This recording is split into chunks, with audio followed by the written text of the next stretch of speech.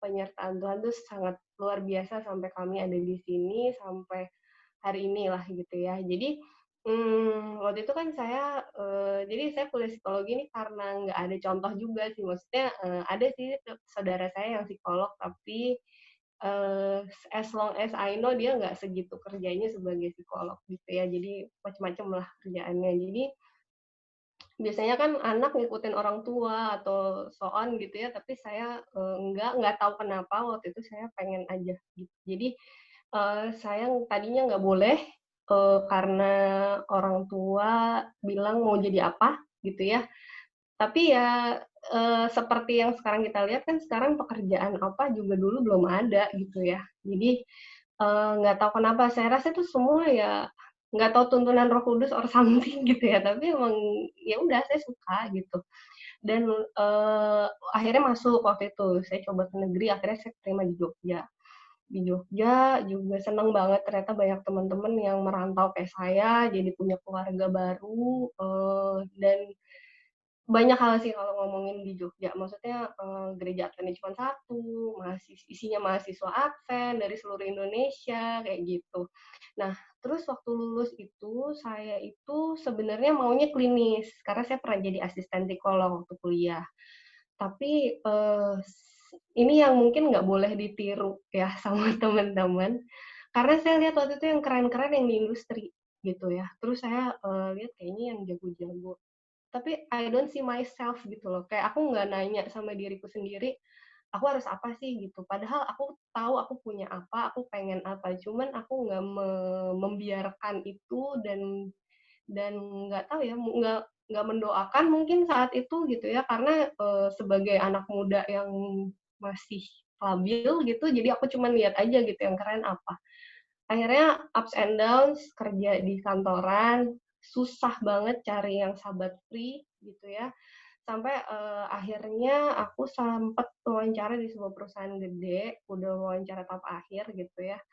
Terus dia nanya, "Kamu tuh katanya nggak bisa masuk ya hari Sabtu, gimana nih? Kita kan kalau," kan waktu itu aku jadi recruiter ya, jadi kalau mau masuk perusahaan yang ngetes-ngetes gitu-gitu tuh. Nah itu, kan biasa hari Sabtu mereka gitu. "Iya, saya nggak bisa, Pak," gitu. "Saya, apa namanya, saya ibadah," saya bilangnya gitu. Terus, eee, terus dia akhirnya nanya, "Kamu emang gereja mana?" Bla bla bla bla, terus, dia ngeluarin Alkitab di handphone-nya. Handphone-nya super canggih lah saat itu, saya nggak punya Alkitab di handphone gitu. Terus, dikeluarin lah handphone-nya, "Coba sebutin ayat mana?" Gitu. Akhirnya saya bisa sebutin kayak saya cuma bisa sebutin Imamat dan saya nggak sebutin saya tuh nggak jago Daniel, Wahyu, dan lain-lain gitu. Jadi saya cuma sebutin aja gitu di Imamat, terus di Keluaran ada hari Sabat. Habis itu dia bilang, "Oh saya baru tahu nih," gitu. Jadi abis itu, saya nggak lanjut, terus nggak tahu kenapa yang jadi susah banget saya cari kerjaan di industri, padahal menurut saya itu yang keren gitu. Terus saya lama-lama jadi refleksi sendiri sih gitu, kenapa sih saya harus jadi orang lain gitu ya. Akhirnya saya berdoa, saya, minta petunjuk walaupun waktu itu susah banget, rasanya berat buat saya pribadi, akhirnya ditunjukin sama Tuhan, dikasih masuk di UI, bukan karena UI-nya sebenarnya, saya tahu banyak kampus lain yang keren gitu ya, tapi, bagaimana saya lihat banyak temen yang nggak bisa masuk dan bukan saya sombong, saya juga nggak tahu kenapa saya bisa masuk, karena saya ngerasa biasa aja gitu, maksudnya dibandingin yang lain biasa aja. Dan, waktu itu orang tua saya tuh, kan saya orang Jawa ya, jadi, orang tua tuh sama anak cewek tuh berat gitu buat jauh. Jadi waktu saya di Jogja aja tuh rasanya udah berat banget buat mereka gitu. Jadi waktu udahlah di Jakarta aja, di Depok kan masih deket gitu. Jadi terus jawaban juga gitu ya, jadi, banyak hal. Singkat cerita saya di Sungai Sadang sekarang di Makassar, satu lagi mungkin, saya di rumah sakit ngapain sih gitu ya sebenarnya. Saya tuh berbeda juga, saya nggak di rumah sakit jiwa sebenarnya, saya di rumah sakit umum pemerintah RSUP gitu ya, jadi punyanya Kemkes. Nah, saya tuh ditempatkan di palliative care, jadi yang end of life gitu ya. Nah, terus akhirnya saya, sering kali dapat, yang, Kristen gitu pasiennya. Jadi Eee, saya sempat meniru dari beberapa dokter dan aku tahu mungkin di sini dokter-dokter juga begitu. Kalau Kristen akhirnya setelah konseling, saya suka ajakin berdoa gitu ya. Kadang-kadang saya ingat juga gitu ya, ini kayaknya, saya tuh bukan cuma niru sih gitu, tapi saya ingat kakek saya itu jadi papanya mama gitu ya. Keluarga saya tuh nggak banyak yang Advent tuh cuman sedikit dan banyak yang udah nggak jadi Advent gitulah intinya. Jadi saya bukan yang keluarga besar berbondong-bondong ke gereja gitu, bukan, bener-bener 1, 2 orang gitu. Dan mungkin itu jadi pergumulan juga sih, maksudnya kenapa saya nggak bisa mengabarkan Injil gitu ya atau gimana. Tapi, jadi singkat cerita dulu kakek saya tuh sakit kronis, sakit parah lah gitu. Akhirnya jadi Advent tuh karena di rumah sakit. Jadi saya benar-benar ngerasain bahwa kita sebagai tenaga kesehatan gitu ya, apapun itu, kita sangat dekat gitu dengan pekabaran, dengan, apa ya, mungkin kalau Yesus menjamah, kalau kita menjamah hati gitu kali ya, maksudnya, bagaimana kita caring dan lain-lain, gitu. Oke, mudah-mudahan kenalannya nggak kelamaan ya. Oke, saya sedikit kasih teknis aja karena judulnya cukup teknis, saya pikir tadinya mau full teknis, tapi kayaknya bukan saatnya.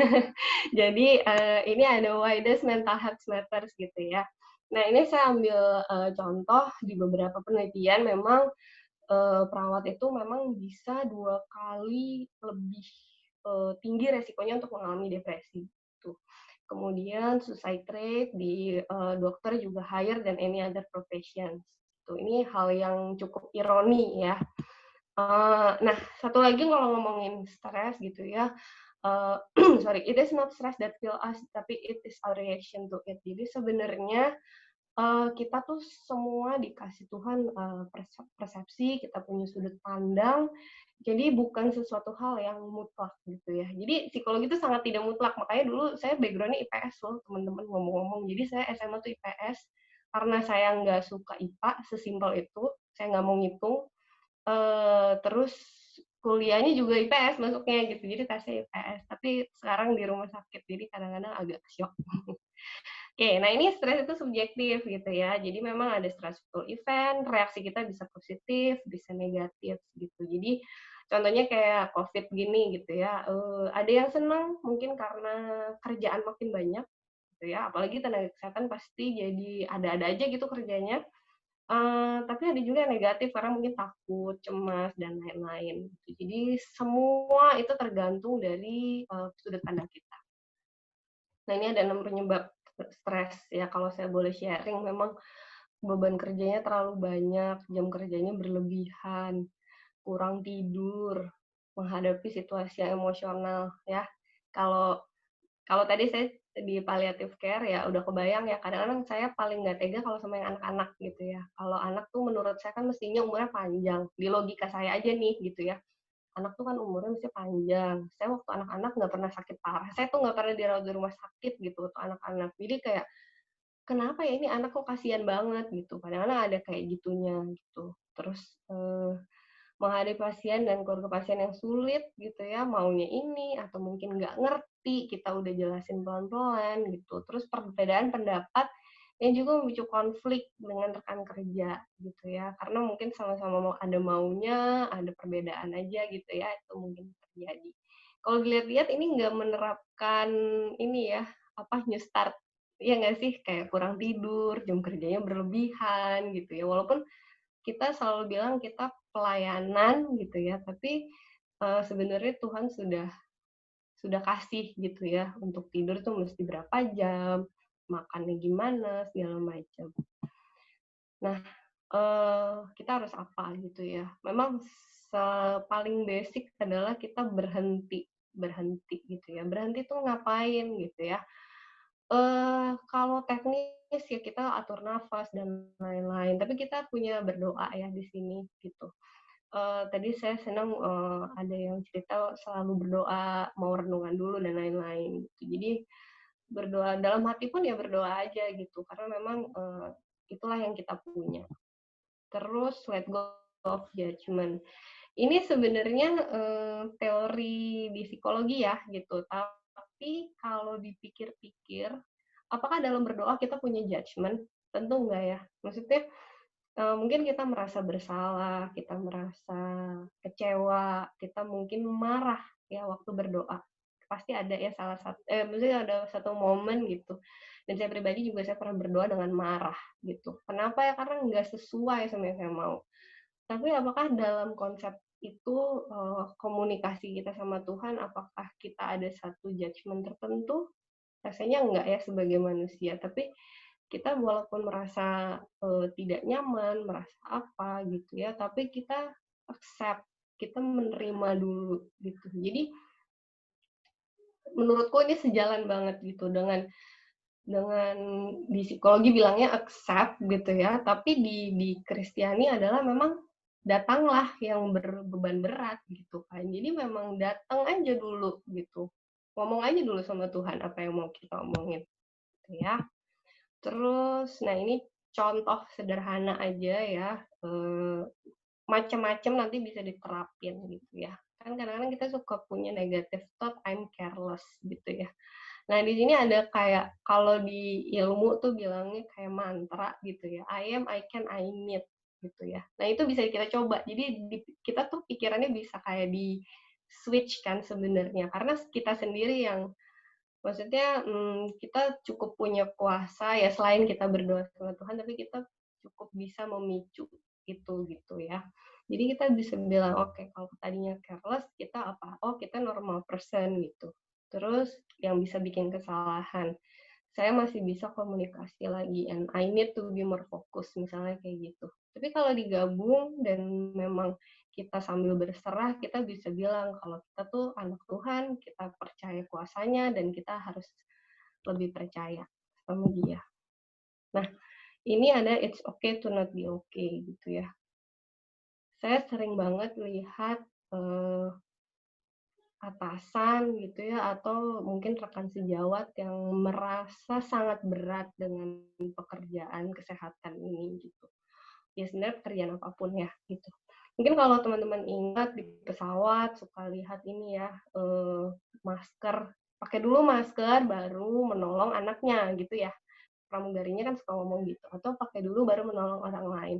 And it happens to our mental health gitu. Jadi kalau memang kita nggak sanggup, kita ngerasanya berat, ya sampaikan gitu ya. Karena kita tuh juga cuman manusia lagi-lagi.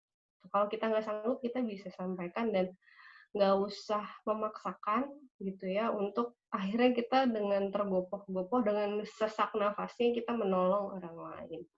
Gitu. Jadi bukannya kita nggak boleh, tapi pastikan bahwa kita tuh memang sedang tidak apa-apa gitu ya. Oke. Nah ini ada juga message untuk aware sama environment gitu ya. Tetap memberi perhatian kepada orang-orang terdekat, tidak membandingkan diri, dan melihat sisi positif. Ini saya ambil dari psikologi positif ya. Jadi kan psikologi banyak banget alirannya, terus ada psikologi positif yang memang sangat dekat dengan spiritualitas gitu ya. Jadi bagaimana tetap perhatian, tetap care sama orang lain, even kita dalam kesusahan. Nah, ini mungkin bisa diterapkan juga bahwa listen actively dan act compassionately is the best way gitu. Tadi saya juga udah dengar kesaksian-kesaksian yang luar biasa. Memang belas kasih atau kasih sayang gitu ya dari sosok Yesus itu sangat perlu buat kita terapkan gitu ya. Kalau tidak, mungkin kayak di film-film aja gitu, dokternya cuma mau dibayar, habis itu udah. Kalau mau praktek ya udah gitu kan. Tapi apa namanya? Kalau saya lihat-lihat ya gitu ya, kalau memang yang anak Tuhan gitu sangat mengerjakannya tuh sungguh-sungguh gitu ya. Mau dengerin, mungkin kalau yang konsul ke dokter gitu bisa bener-bener dengerin dulu, bukan oh ya, ya ya langsung gitu. Tapi benar-benar dengerin dan kita memang melakukannya dengan penuh kasih sayang. Tuh. Nah ini terakhir, saya yakin ini pasti kita lakukan ya karena biasanya juga di awal di doa gitu.